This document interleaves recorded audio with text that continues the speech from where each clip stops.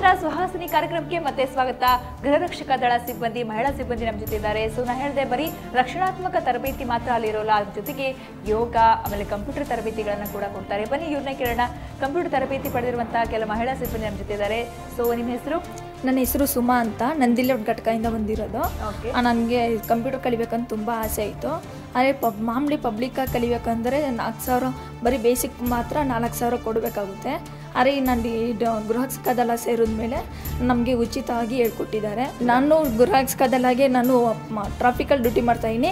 Part time ಬಂದು ನಾನು ಆಫೀಸ್ಗೆ ಹೋಗ್ತಾಯಿದ್ದೀನಿ. ಅಲ್ಲಿ ಕಂಪ್ಯೂಟ್ರ್ ಕಲ್ತಿರೋದು ವೇಸ್ಟ್ ಆಗಬಾರ್ದು ಅಂತ ಪಾರ್ಟ್ ಟೈಮ್ಗೆ ಹೋಗ್ತಾಯಿದ್ದೀನಿ. ಅದರಿಂದ ಅಲ್ಲಿ ವೊಡಾಫೋನ್ ಆಫೀಸಲ್ಲಿ ಯೂಸ್ ಮಾಡ್ತಾಯಿದ್ದೀನಿ. ಅದರಿಂದ ನಾನು ಕಂಪ್ಯೂಟರ್ ಹೆಲ್ಪ್ ಆಗಿದೆ.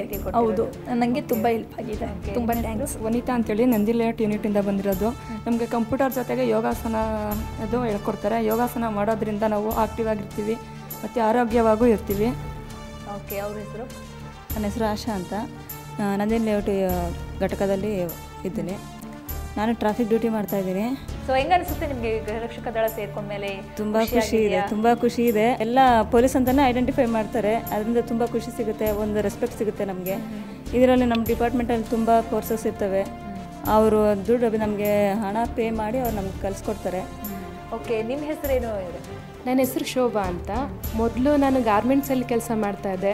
ಅಲ್ಲಿ ತುಂಬ ಹಾರ್ಡ್ ವರ್ಕು. ನನಗೆ ಇಲ್ಲಿ ತುಂಬ ಹೆಲ್ಪ್ ಆಗ್ತಾಯಿದೆ. ಟೈಮಿಂಗ್ಸ್ ಇದೆ, ಟೈಮಿಂಗ್ ಸೇವ್ ಆಗುತ್ತೆ. ನಿಮ್ಮ ಹೆಸರೇನು? ಮೇಡಮ್, ನನ್ನ ಹೆಸರು ಅಮೃತ ಶಿರೋಮಣಿ ಅಂತ. ಮೊದಲು ನನಗೆ ಗಾರ್ಮೆಂಟ್ಸಲ್ಲಿ ಮಾಡ್ತಾಯಿದ್ದೆ. ನಾನು ಮಾಡ್ತಾಯಿದ್ದಾಗ ನಂಗೆ ಧೈರ್ಯ ಅನ್ನೋದೇ ಇರಲಿಲ್ಲ. ರೈಫಲ್ ಅಂದರೆ ನಾನು ಅದು ಹೇಗಿದೆ ಅಂತಲೇ ನನಗೆ ಗೊತ್ತಿರಲಿಲ್ಲ. ಅದರಲ್ಲಿ ನಾವು ಫೈರ್ ಮಾಡಿದ್ವಿ, ಆಮೇಲೆ ಮಾರ್ಚಿಂಗಲ್ಲಿ ಮಾಡಿದ್ವಿ. ಪ್ರತಿಯೊಂದರಲ್ಲಿ ಎಲ್ಲದರಲ್ಲೂ ನಮ್ಮ ಅಮರನಾಥ್ ಸರು ನಮಗೆ ಭಾಗವಹಿಸೋಕ್ಕೆ ಭಾರಿ ಅನುಕೂಲ ಮಾಡಿಕೊಟ್ರು. ಕಂಪ್ಯೂಟ್ರು ಹೇಗಿದೆ ಅಂತ ನಾವು ನೋಡೇ ಇರಲಿಲ್ಲ ನಾವು. ಅದ್ರ ಬಗ್ಗೆ ನಮಗೆ ತುಂಬ ಅನುಕೂಲ ಮಾಡಿಕೊಟ್ಟಿದ್ದಾರೆ ಸರ್. ರೈಫಲ್ ಹಿಡಿದ್ರಲ್ಲ ಫಸ್ಟ್ ಟೈಮ್, ಹೆಂಗ್ ಅನಿಸ್ತು? ಖುಷಿ ಆಯ್ತಾ? ಫಸ್ಟು ಒಂದು ರೇಂಜ್ ಮಾಡಿದಾಗ ಭಯ ಬಂತು. ಸೆಕೆಂಡ್ ಸಲ ನಮಗೆ ಇನ್ನೂ 25 ಕೊಟ್ಟಿದ್ರು ನಾನು ಮಾಡ್ತಿದ್ನೇನೋ ಅನ್ನೋ ಥರ ನನಗೆ ಧೈರ್ಯ ಬಂತು. ನಾಳೆ ದಿವಸ ನನ್ನ ಮಗನ್ನ ನಾನು ಸೇರಿಸ್ಬೇಕು ಅಂದರೂ ನನ್ನ ಮಗ ಪೊಲೀಸ್ ಆಗಲೇಬೇಕು ಅಂತ ನಾನು ಒಂದು ಭರವಸೆ ಇಟ್ಕೊಂಡಿದ್ದೀನಿ ಮೇಡಮ್ ನಾನು. ಓಕೆ, ಥ್ಯಾಂಕ್ ಯು ಮಾತಾಡೋದಕ್ಕೆ. ಸೊ ನಿಮ್ಮ ಹೆಸರು? ಭಾಗ್ಯಮ್ಮ ಅಂದ್ಬಿಟ್ಟು ಬೆಂಗಳೂರು ಗ್ರಾಮಾಂತರ ಜಿಲ್ಲೆಯಲ್ಲಿ ಗೃಹರಕ್ಷಕಿಯಾಗಿ ಕೆಲಸ ನಿರ್ವಹಿಸ್ತಾ ಇದ್ದೀನಿ. ಎಡಬಲ ರೈಟು ಲೆಫ್ಟು ಅನ್ನೋದೇ ಗೊತ್ತಾಗ್ತಾ ಇರಲಿಲ್ಲ ನನಗೆ. ಇವ್ರು ಎಷ್ಟು ಚೆನ್ನಾಗಿ ಹೋಯ್ತಾರೆ, ಒಂದೇ ಸಮ ಕೈ ಬೀಸ್ತಾರಲ್ಲ ಇವರು, ಎಷ್ಟು ಇದಾಗಿ ನಾನು ಬೀಸ್ಬೇಕಲ್ವ ಅನ್ನೋದು ಕುತೂಹಲ ಇರ್ತಾ ಇತ್ತು. ಆವಾಗ ಏನು ಮಾಡಿದೆ, ಇಲ್ಲಿ ನಮ್ಮ ಫ್ರೆಂಡ್ ಜೊತೆ ಬಂದೆ. ನನಗೆ ಗೊತ್ತಿರಲಿಲ್ಲ ಈ ಥರ ಫಾರಮ್ ಕೊಡೋದು ಏನು.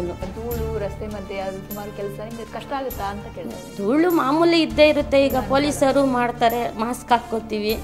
ಈ ವಿಷಲ್ ಹೊಡಿಬೇಕಂದ್ರೆ ತೆಗಿಲೇಬೇಕು ಮಾಸ್ಕ್ನ, ಏನು ಮಾಡೋಕ್ಕಾಗಲ್ಲ. ಗೃಹರಕ್ಷಕಿಯಾಗಿ ನಾವು ಕೆಲಸ ನಿಷ್ಕಾಮ ಸೇವೆ, ಹೌದಲ್ವರಾ? ಆದ್ದರಿಂದ ನಾವು ನಿಷ್ಕಾಮ ಸೇವೆನ ಮಾಡ್ತಾ ಇದ್ದೀವಿ. ಖುಷಿಯಾಗಿದೆ? ಖುಷಿಯಾಗಿದೆ. ಅದು ಉದ್ದೇಶ ಒಳ್ಳೇದಾಗಿದೆ. ಸೊ ನಿಮ್ಗೆ ಒಳ್ಳೇದಾಗಿದೆ. ಸೊ ವೀಕ್ಷಕರೇ, ನೋಡಿದ್ರಲ್ಲ, ಗೃಹರಕ್ಷಕ ದಳ ಸಿಬ್ಬಂದಿ, ಮಹಿಳಾ ಸಿಬ್ಬಂದಿ ಜೊತೆ ಮಾತಾಡಿದ್ವಿ. ನಂಗೆ ನಿಜವಾಗ್ಲೂ ಖುಷಿ ಆಯಿತು. ಎಲ್ಲರ ಉದ್ದೇಶ ಒಂದೇ, ನಾನು ಜನರು ಸೇವೆ ಮಾಡಬೇಕು ಅಥವಾ ನಾನೇನೋ ಒಂದು ಒಳ್ಳೆ ಕೆಲಸ ಮಾಡಬೇಕು ಸಮಾಜಕ್ಕೆ ಅನ್ನೋದು. ಸೊ ಎಲ್ರಿಗೂ ಈ ಉದ್ದೇಶ ಇರುತ್ತೆ, ಬಟ್ ಅದು ಈಡೇರಿಸೋಕೆ ಒಂದು ವೇದಿಕೆ ಅಂತ ಸಿಕ್ಕಿರೋದಿಲ್ಲ. ಬಟ್ ಗೃಹರಕ್ಷಕ ದಳ ಸಿಬ್ಬಂದಿ ಆಗಬೇಕಾದ್ರೆ ಏನೂ ಇಲ್ಲ, ಎಲ್ಲರೂ ಯಾರು ಬೇಕಾದರೂ ಜಾಯ್ನ್ ಆಗ್ಬೋದು. ಸೊ ಫ್ರೀಯಾಗಿ ಟ್ರೈನಿಂಗ್ ಕೊಡ್ತಾರೆ, ನಿಮಗೆ ಒಳ್ಳೆ ತರಬೇತಿಗಳಿದ್ದಾವೆ. ಬೇರೆಯವ್ರನ್ನ ಕಾಪಾಡೋದು, ಬೇರೆಯವ್ರನ್ನ ರಕ್ಷಣೆ ಮಾಡೋದು ದೂರದ ಮಾತು, ನಿಮ್ಮನ್ನು ನೀವು ರಕ್ಷಣೆ ಮಾಡ್ಕೊಳ್ಳೋದು ಮೊದಲಾಗಿ ಇಲ್ಲಿ ಕಲಿತೀರಾ. ಸೊ ಅದು ತುಂಬಾ ಇಂಪಾರ್ಟೆಂಟ್ ಅಂತಲೇ ಹೇಳ್ಬೋದು. ಮಹಿಳೆಯರು ಪ್ರತಿಯೊಂದು ಕ್ಷೇತ್ರದಲ್ಲಿ ಇದ್ದೀವಿ ಅಂತ ಹೇಳ್ತೀವಲ್ಲ, ಅದು ಎಷ್ಟು ಮಟ್ಟಿಗೆ ನಾವು ಅದರಲ್ಲಿ ತೃಪ್ತಿ ಪಡ್ಕೊಂಡಿದ್ದೀವಿ ಅನ್ನೋದು ಕೂಡ ಇಂಪಾರ್ಟೆಂಟ್ ಆಗುತ್ತೆ. ಎಲ್ಲರೂ ಸಿಕ್ಕಾಪಟ್ಟೆ ಖುಷಿಯಲ್ಲಿದ್ದಾರೆ. ನಾನು ಗೃಹರಕ್ಷಕ ದಳ ಸಿಬ್ಬಂದಿ ಆಗಿದ್ದಕ್ಕೆ ಹೆಮ್ಮೆ ಪಡ್ತೀನಿ ಅಂತಿದ್ದಾರೆ. ಸೊ ಇದ್ರ ಹೊರತಾಗಿ ಏನು ಬೇಕಾಗಿಲ್ಲ ಅನ್ನೋದು, ತೃಪ್ತಿ ಇರಬೇಕು, ಕಾರ್ಯತೃಪ್ತಿ ಇದೆ ಇವರಲ್ಲಿ. ಸೊ ಅದಿಷ್ಟು ನಿಜವಾಗ್ಲೂ ಇವರೆಲ್ಲರೂ ನಮ್ಮ ಒಂದು ಮಹಿಳೆಯರು ಈ ಒಂದು ಕ್ಷೇತ್ರದಲ್ಲಿ ಈ ರೀತಿ ಮುಂದುವರೆತಿದ್ದಾರೆ ಅನ್ನೋದು ನಮ್ಮ ಹೆಮ್ಮೆ ಅಂತಲೇ ಹೇಳ್ಬೋದು. ಇದು ಇವತ್ತಿನ ಸುಹಾಸಿನಿ ವಿಶೇಷ. ನೇರ ದಿಟ್ಟ ನಿರಂತರ ಸುದ್ದಿಗಾಗಿ ನೋಡ್ತಾ ಇರಿ ಸುವರ್ಣ ನ್ಯೂಸ್.